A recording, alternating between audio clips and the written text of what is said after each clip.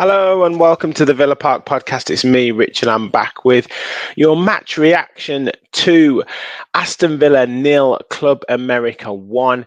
Make sure you smash that like button. Make sure you hit that subscribe button. We are literally 7 away from 4,500 subscribers on the road to 5K. You guys can help us get there. Like, subscribe, and get your comments below about your thoughts on last night's game and the American tour in general. Now, it's ended with Aston Villa losing every game across in America.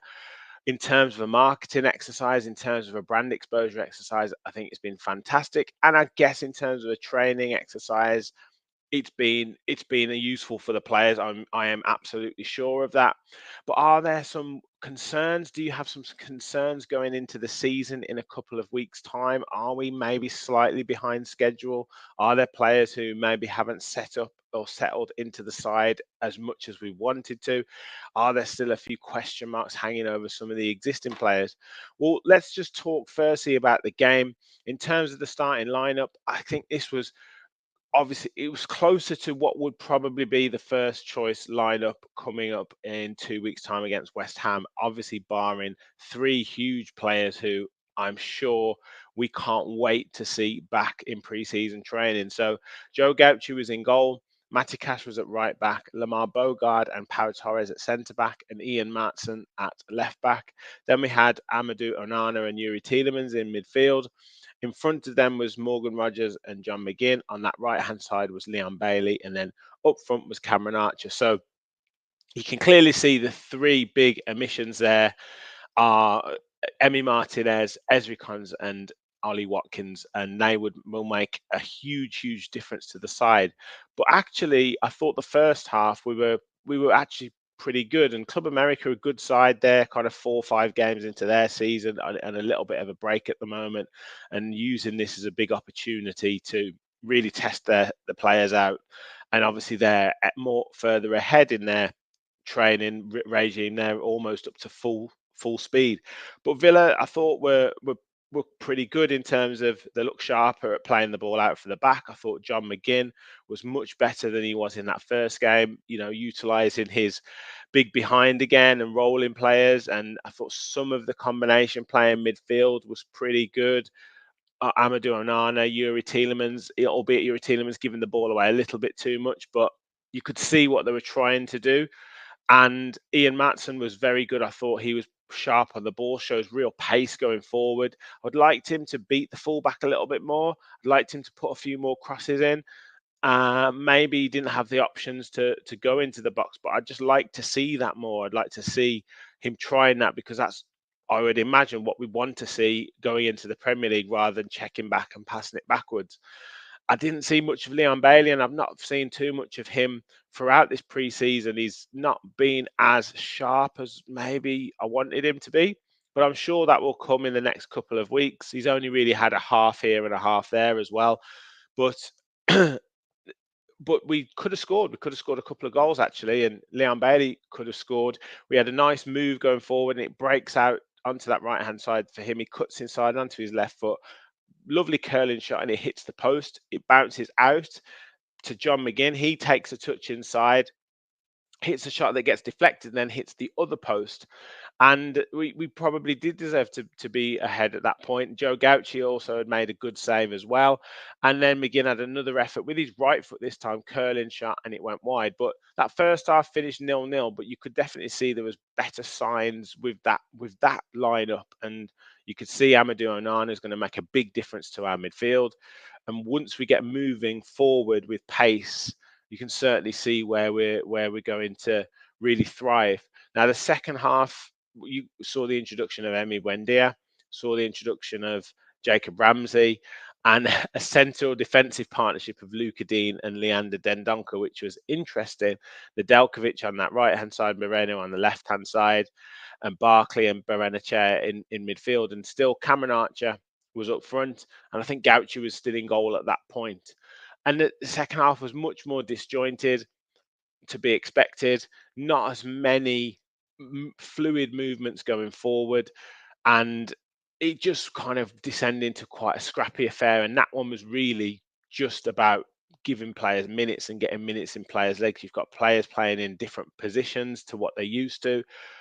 But Branachar still looks sharp. He wants to get on the ball, and he's been one of the real bright sparks. Nedeljkovic, I thought, was quite good driving forwards, if a little bit lax positionally. I thought Ramsey was a little bit better than the first game. You can see him getting more minutes in his legs. I thought Emi Buendia wants to get on the ball. You can clearly see what he wants to try and do. And as I say, Lewis Dobbin came on for Cameron Archer, and Oliver Zeech came on for Joe Gauci.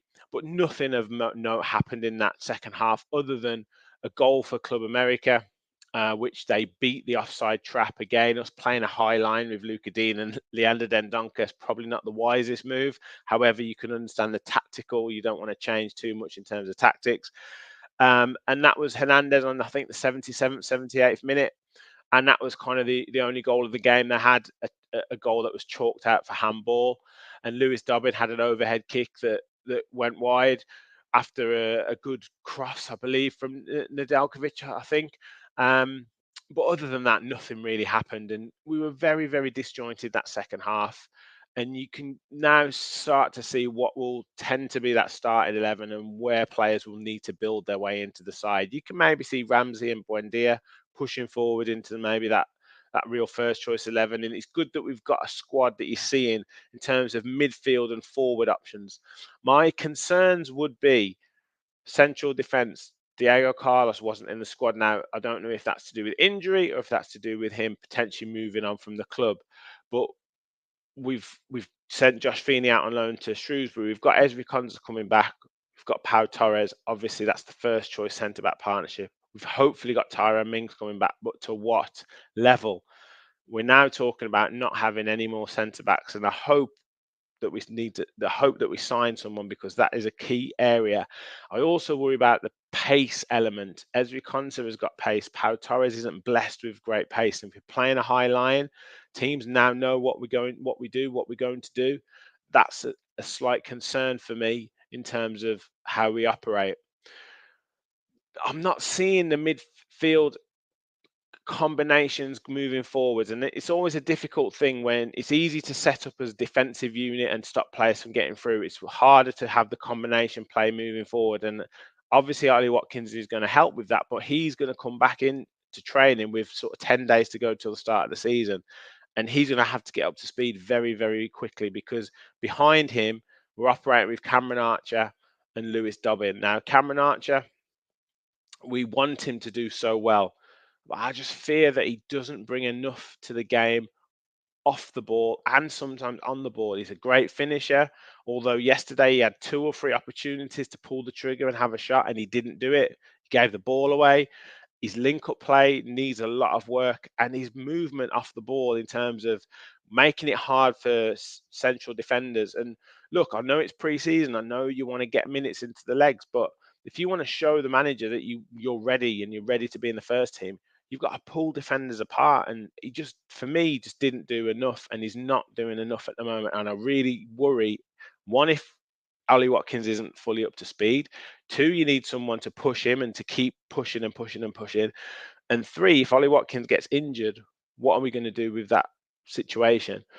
So that's a slight concern. And beyond that, I'm yet to see a system or combinations where we're going to build attacks. And I'm sure Unai Emery has got this under control. And this America trip was maybe about just purely training, purely fitness exercise in training in the intense heat. And they're doing morning sessions, doing afternoon sessions, they're doing morning sessions before games, and the games is essentially an extension to the training. However, I haven't seen us look to overlap too much. I haven't seen us utilize that. I haven't seen us get to the byline and put crosses in. I haven't seen us play through the middle and play little combinations. I haven't seen midfielders get beyond attackers. I've not seen anything whereby you can say, right, these are the set moves that Villa are going to play and Villa are going to combine with.